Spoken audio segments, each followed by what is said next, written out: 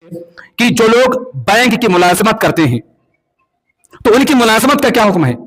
Bank میں جو لوگ جاب کرتے ہیں، نوکری کرتے ہیں، ان کی نوکری کا کیا حکم ہے؟ اور اگر وہ اس پیسے سے حج یا عمرہ کرنے کے لیے جاتے ہیں تو ان کا حج یا عمرہ قبول ہوگا کہ نہیں ہوگا؟ سب سے پہلی بات یہ ہے کہ بینک کی ملازمت، جس طرح سے ہندوستان کے اندر سودی بینک ہیں، جس طرح سے ہندوستان کے اندر بینکوں کا نظام ہے، کسی مسلمان کے لیے جائز نہیں ہے کہ وہ یہاں پر رہ کر کے بینک کی ملازمت کرے۔ بینک کی کوئی بھی شکل ہو، گیٹ میننگ بھی نہیں کر سکتا، وہ گیٹ مین اور گارڈ بھی نہیں بن سکتا ہے وہ،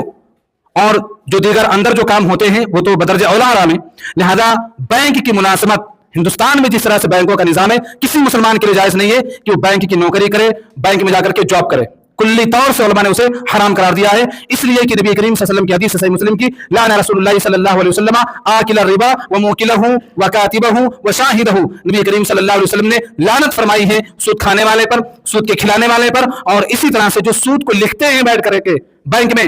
جو لکھا پڑھی کرتے ہیں ان پر بھی نبی کی لعنت ہے۔ وشاہدہ، اور لکھنا تو ہے ہی، جو لوگ گواہی دینے کے لیے گئے ہیں، ہفتے میں، مہینے میں ایک بار اگر کوئی آدمی گواہی دینے کے لیے جاتا ہے، نبی کریم صلی اللہ علیہ وسلم نے فرمایا کہ اگر کوئی آدمی سود کی گواہی بھی دیتا ہے تو وہ سود کے کھانے والے کی طرح گنہگار ہے۔ لہذا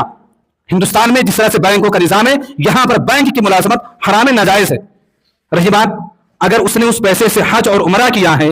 تو اس حج اور عمرے کا کیا حکم ہے؟ وہ حج اور عمرہ بھی قبول نہیں ہوگا،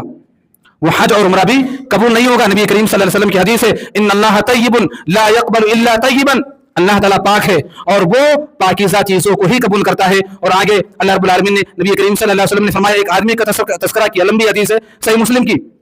ایک مسافر سفر سے ہارا تھکا، بال بکھرے بکھرے، گرد و غبار سے ہٹا ہوا ایک نوجوان، ایک آدمی کا ذکر کیا نبی کریم صلی اللہ علیہ وسلم نے۔ وہ سفر سے آ رہا ہے اور سفر میں رہتے ہوئے، سفر میں آ کر کے وہ اپنے ہاتھوں کو پھیلاتا ہے، اللہ رب العالمین سے دعا کرتا ہے، یا ربی یا ربی، اے میرے رب اے میرے رب، اس طرح سے عاجزی اور انکساری کرتے ہوئے وہ اللہ رب العالمین سے دعا مانگتا ہے۔ نبی کریم صلی اللہ علیہ وسلم نے فرمایا، وَمَطْعَمَهُ حَرَامٌ وَمَشْرَبُهُ حَرَامٌ وَمَلْبَسُهُ حَرَامٌ وَغُذِّيَ بِالْحَرَامِ، نبی کریم صلی اللہ علیہ وسلم نے فرمایا کہ اس کا کھانا حرام، اس کا پینا حرام، اس کے بدن پر جو لباس ہے وہ لباس حرام ہے، اللہ رب العالمین اس کی دعا کو کیسے قبول کر سکتا ہے؟ میرے بھائیو اور دوستو، لہذا سودی کاروبار کر کے، سودی ملازمت کر کے بینکوں کے اندر جو پیسہ اکٹھا کر کے حج اور عمرہ کرنے کے لیے جائیں،